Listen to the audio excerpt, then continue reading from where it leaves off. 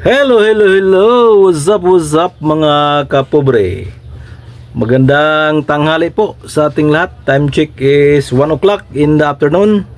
Katatapos lang nating mananghalian at wala tayong magagawa, kaya mag-vlog tayo. But before anything else, magandang tanghali po sa ating lahat. Panibagong araw po, panibagong vlog, panibagong biyaya, of course, panibagong pag-asa po sa ating lahat mga kapobre. So, for today's vlog is pag-usapan natin politika tayo ngayon. Barangay and SK election matutuloy ba sa December 1, 2025? Yan ang maraming katanungan ngayon sa ating social media. Nagkalat na po social media, sa TV, sa mga radyo, sa lahat-lahat na po. Yan po ay trending ngayon. Ang tanong, matuloy ba ang eleksyon 2025 sa barangay at SK? So, umpisahan na natin. Ito po ay ano lang, usap-usap lang tayo. Yung tinatawag nating sa Bisaya, magkukabildo lang tayo. Kung mayroon kayong mas magandang mga view dyan or opinion, you are free to comment below para makita natin. So, without further ado, let's go! So, nung mga nakaraang buwan, nagpasa po ng panukalang batas ang ating House of Representative, ating mga congressman, na gawing 6 years ang termino ng ating mga barangay at SK officials. At naipasa nila. Ang problema, mayroon ding bersyon ang Senado. Ang mga senador is gusto nila is 4 years ang termino. So may pagkakaiba po yung dalawang kapulungan. Pero isa lang po ang kanilang layunin. Huwag na po tayong magpatumbik-tumbik pa. Ang layunin nila is i-extend extend ang termino. Kasi sa kasalukuyan po nating termino sa barangay official at SK is parehas lang po ng mayor at gobernador. 3 years lang po yan. Ang problema sa barangay is nandyan po sa ating saligang batas, hindi po yan fix. Pwedeng i-postpone, pwedeng ipagpaliban ang eleksyon ng barangay at SK. So nangyari na yan, maraming beses na po.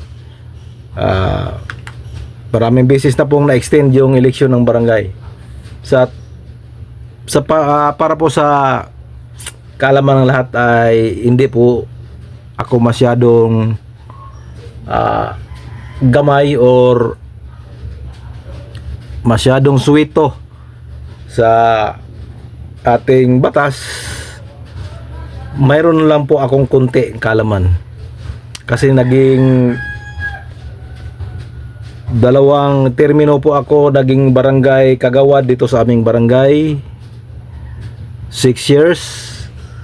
Pagkatapos naging barangay chairman po ako, naging barangay kapitan po ako ng 5 years. Yun, na-try ko or naranasan ko yung ma-extend yung termino. Yung naging kapitan ako is na-extend yung termino namin. 2013 po yung naging kapitan ako, 2018 na yung eleksyon. So 13, 14, 15, 16, 17, 18. So naging 5 years yung termino. So hindi na po bago sa ating pandinig yan. Dala po yan lingid sa ating kaalaman. Yung termino ng barangay official is naging movable.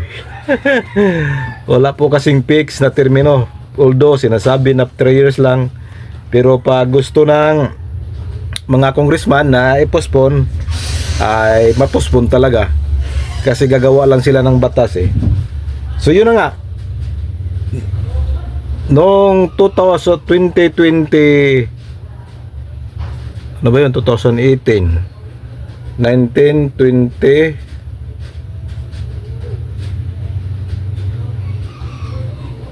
22 dapat mag-eleksyon.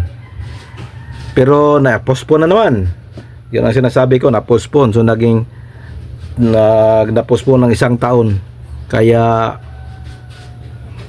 yung election lawyer na si idol ko yan, si attorney Romy Macalental, yun ang laging sumasalo. Yun ang laging nagfa-fight pag may postponement. Kaya ginawa niya nung 2022 yata yun, inakyat niya yung reklamo niya sa Supreme Court. At dineclare po ng Supreme Court na unconstitutional po yung pag-postpone noong 2022. Kaya dapat mag-eleksyon ngayong 2025. Pero here comes the House of Representatives, mga congressman, pinospopostpone na naman ngayon. So gusto nila 6 years. Pero ang problema, gusto ng mga senador is 4 years lang. So isa lang po yung gustong mangyari, i-extend. So ang nangyari ngayon, yun na. Approve na po. Approve na po mga kapobre yung kanilang proposal na i-postpone. Although yung sinasabi nila is term setting daw, isi-set daw yun ng 4 years kada eleksyon na. So pero klaro po yan na term extension po yan. So yun, napasa na po sa bicameral, na BICAM na po yan, approve na sa Kongreso at Senado. So hindi pa po yan final kasi kailangan pa po yan pirmahan ni Presidente bago maging Republic Act yan. So napasa na po yan na nasa kamay na ng Presidente yung batas. Ang problema hanggang ngayon wala pa, hindi pa rin pinipirmahan. So mayroon ding agam-agam na ibibito daw yun ng Presidente. So yun na yun. Pag ibito yun, ibig sabihin tuloy yung eleksyon sa 2025. Pero pag hindi yun ginalaw hanggang 30 days, automatic po yan, magiging batas. Republic Act na po yan at postpone po ang eleksyon pag hindi napirmahan at abot ng 30 days. Pero pag pinirmahan, postpone. Pero pag ibito, tuloy. So yon ang mangyayari sa barangay. Dami kasing nagtatanong, daming naguguluhan kung ano talaga yung nangyari. May eleksyon ba o wala? So ang bula po ngayon ay nasa Presidente na. Pag ibibito na Presidente yung batas na pinasa ng Kongreso, tuloy ang eleksyon. Pero pag pinirmahan niya yon, wala pong eleksyon na mangyayari sa 2025. So mangyayari kasi yung naaprubahan nila is 4 years. So sa susunod na taon na, October 2026. So yun po. So sa mga barangay kapitan, barangay kagawad dyan, mga iske, lang kayo, magdasal na napirmahan ni Presidente yung batas na pinasa ng Kongreso. Kasi yung gusto naman tatakbo, gusto namang maging opisyal, magdasal naman yun na ibito ng Presidente. So yun, ang problema dyan, aakyat na naman yan si Attorney Makalintal sa Supreme Court.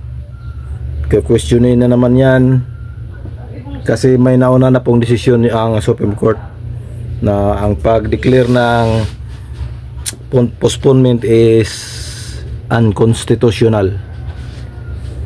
So kita-kits mga aspiring mga barangay officials sa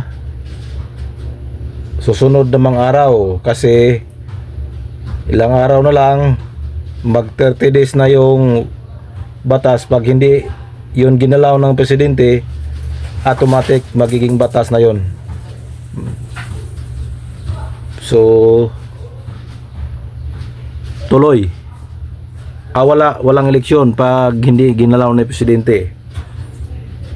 Yun lang, pag binito, hindi tuloy. So sa dami nang nagtatanong, yun ang sagot po. Pero ano na, usap-usapan na po yan sa social media at saka sa mga telebisyon. Halos araw-araw yan. Yung kumilig nga, dapat July 1 sila mag start ng registration po para sa eleksyon sa 2025, pero parang iorong na naman sa October. So ibig sabihin may posibilidad na i-postpone. So antay-antay lang tayo kung ano mga pronouncement ng presidente.